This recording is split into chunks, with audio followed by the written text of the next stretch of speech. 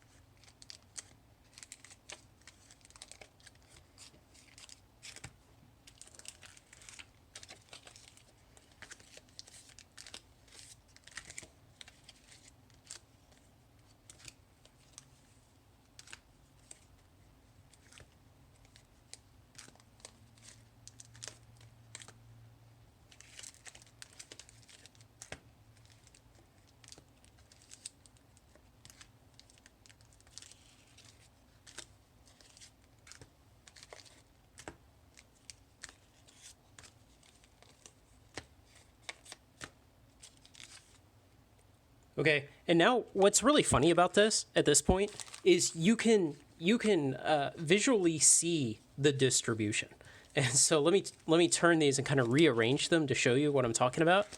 So I've only sorted them into 1/10 of a gram buckets, and what that means is that each of these stacks is a range of weights that covers 1/10 of a gram.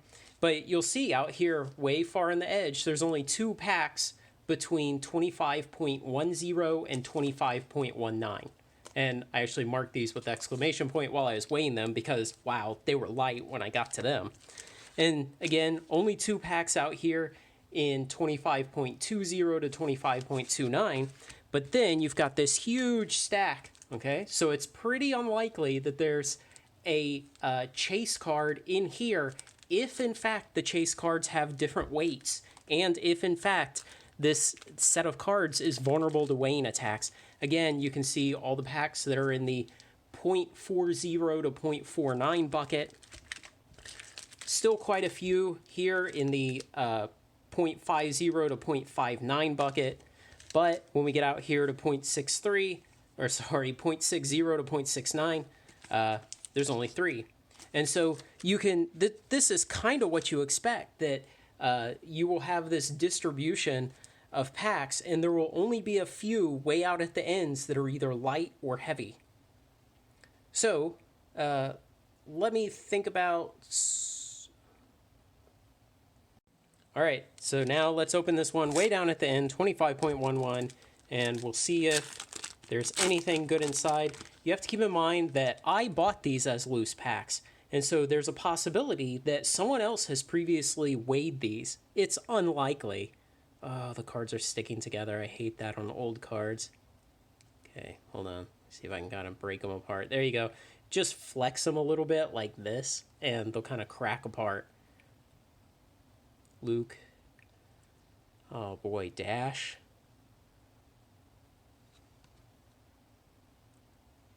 Very nice. Gorgeous cards. Is that two stuck together? No.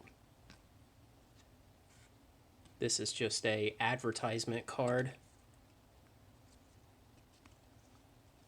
Okay, looks like nothing. So let me 1, 2, 3, 4, 5, 6, 7, 8, 9. 9 plus advertisement card, but nothing good. That's a bad sign. These may just be odd outlier packs on the weight. Let's try this one.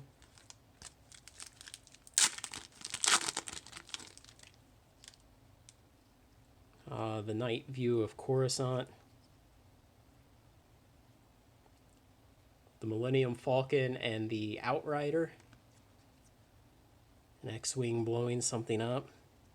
We'll just take a moment to enjoy these cards while I look. That's two cards still stuck together. You know, with these old cards, sometimes if people kept them in a place where the temperature cycled a lot, then they can start to stick together over time.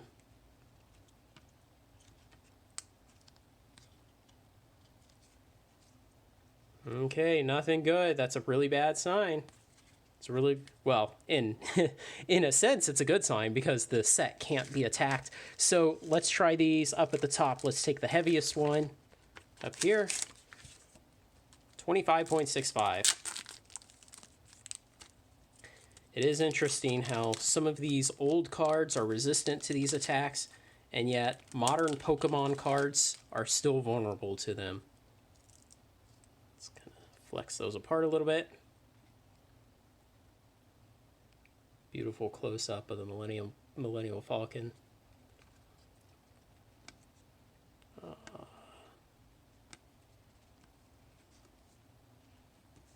Still nothing. So, beautiful card of Leia sitting there. So it looks like they may be resistant to this attack. Let's open one more. We'll take this other one at the high end. So 2 from the low end and 2 from the high end.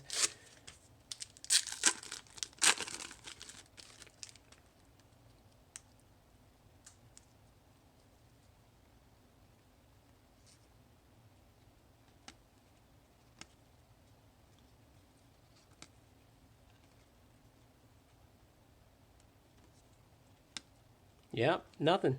All right, so it looks like the set is pretty resistant to these attacks. I guess that's a good thing. It means that when you buy a big lot of loose booster packs like these, you don't have to worry too much. So let me know what you think. Have you ever seen this on other sets? Do you know of any sets that are vulnerable to this? And just remember, stay away from loose Pokemon packs because boy, are they still vulnerable. So leave your comments down below, like, comment, share, and subscribe, and join me on Final Trade. Thanks a lot.